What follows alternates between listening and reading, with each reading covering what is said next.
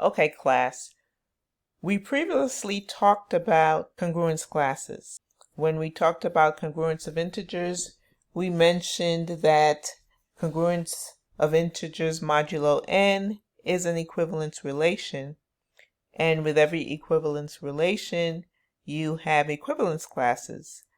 Well, in congruence modulo n, these equivalence classes are called congruence classes. We also said that they go from 1 to n minus 1. So if you're talking about a congruence class modulo n, or the congruence of integers modulo n, it has n congruence classes, and those congruence classes go from 0 to n minus 1. Well, there's a name for this set of integers, or this set of congruence classes, and the name is z sub n.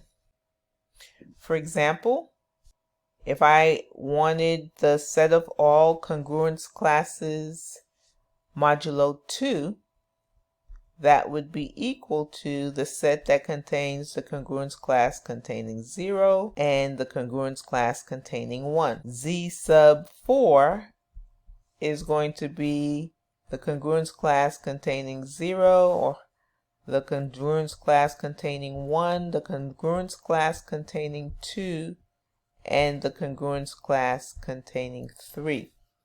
Well, we can define addition on the set Zn. And addition would look like this. If I have the congruence class containing A plus the congruence class containing B, that is simply the congruence class containing A plus B. Is this a binary operation? Is addition a binary operation? Yes, it is. Remember when we talked about binary operations over a particular set, in this case the set is z sub n, we need to take two elements from z sub n, add them together, and we have to make sure that the resulting element is an element in z sub n. And that happens here. If I add the congruence class containing A plus the congruence class containing B, my resulting answer is the congruence class containing A plus B, which is an element in z sub n. So addition in z sub n is a binary operation. Another thing that we looked at when we talked about binary operations, we checked to see what properties hold. For example, is addition associative? Is addition commutative? We also looked to see whether if the set has an identity element over the operation, or with respect to the operation involved, in this case addition. And then if it had an identity element, we wanted to try to look and see which elements had inverses. So we're going to ask ourselves these same questions as we're looking at addition in z sub n. So the first thing we're going to look at or ask ourselves is addition associative? To check this, we are going to have to involve a third element in z sub n, and we'll call that the congruence class containing C. So we start off looking at adding these two elements, but then we're going to add a third element. By definition, A plus B is equal to the congruence class containing A plus B. And then when I add that to the congruence class containing C, I end up with the congruence class containing A plus B plus C. Because we know that the elements A, B, and C are integers, and addition is associative over the set of integers, we can regroup the elements in here as A plus B plus C. Well, this is just A, or the congruence class containing A, plus the congruence class containing B plus C. Lastly, we can write this as the congruence class containing A plus the congruence class containing B plus the congruence class containing C. Is addition commutative in Z or over the set Zn? We can check this by just saying A plus B, the congruence class containing A, plus the congruence class containing B.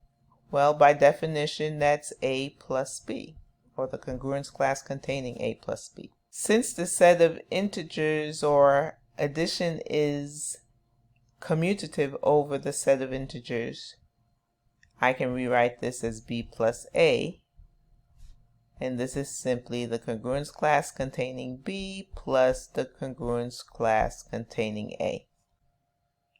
Does the set Z sub n have an identity element with respect to addition? Well, remember, an identity element means that when I add that element to any element in the set, I get back that element in the set. As you might suspect, the congruence class containing 0 would be the identity element. So as you can see, addition in Z sub n is a binary operation. It's associative, it's commutative, and the set Z sub n has an identity element. The last thing we usually ask ourselves involving binary operations, we ask ourselves which elements in the set, in this case Z sub n, have inverses. Recall that an element is an inverse of another element if, when you, in this case, add them together, you get the identity element, which is 0.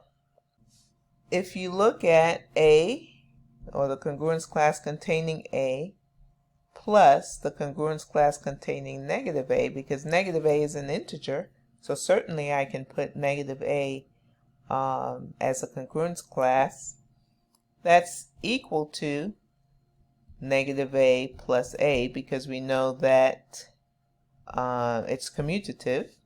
Well, this is equal to negative A plus A, which is equal to our identity element 0. Every element in the set Z sub n has an additive inverse. Let's add a couple of elements from Z sub n. In this case, let's look at Z12. I'm taking these problems from your textbook on page 116. I'm looking at the exercises, exercise number 1. So we're considering Z12. Let's start with B. B says 10, or the congruence class containing 10 plus the congruence class containing 9. Well, we know that this is equal to the congruence class containing 19, but we always want to write our answers between 0 in this case and 11. You always have to write your answer or your final answer as a congruence class with containing from 0 all the way up to n minus 1.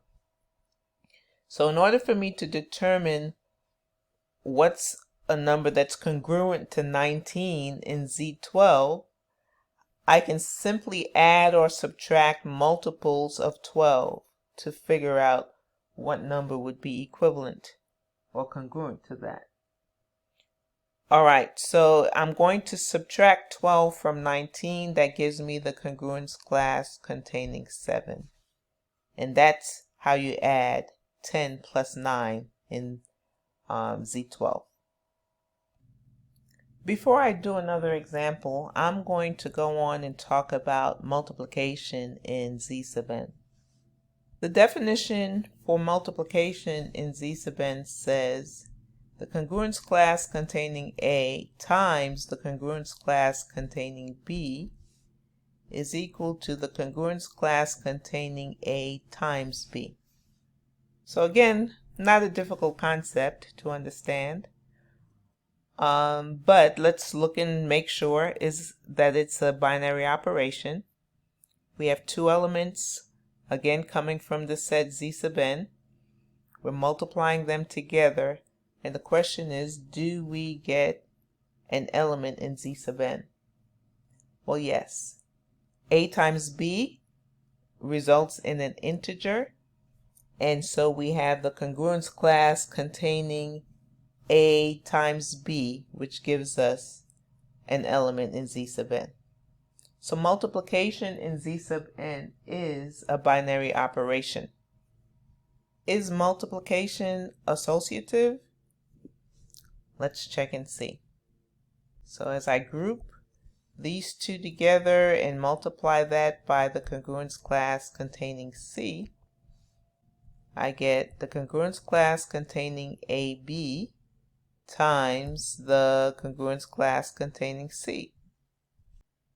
According to our definition, this is simply equal to the congruence class containing A, B times C. Since these are integers and multiplication is associative over the set of integers, we know that this is A times BC, which is A, the congruence class containing A, times the congruence class containing BC. This is simply equal to the congruence class containing A times the congruence class containing B times the congruence class containing C. Is multiplication commutative? As you might suspect, it is. The congruence class containing A times the congruence class containing B is equal to the congruence class containing AB. Because A and B are integers and multiplication is commutative over the set of integers, we know that this is equal to B times A. Well, that is just equal to the congruence class containing B times the congruence class containing A. Does Z sub n have a multiplicative identity? Again, as you might suspect, it does. If you take any element A and multiply it times the congruence class containing 1, you end up with A times 1, which is equal to the congruence class containing A. And because it's commutative, we know that it works in reverse as well. So we know that multiplication is a binary operation in Zn. We know that it is associative, we know that it's commutative, and we know that their Zn has an identity element with respect to multiplication.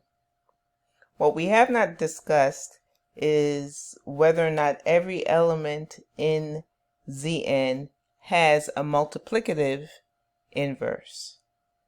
So we're going to talk about that in a little while. It turns out that not every element has a multiplicative inverse in Zn.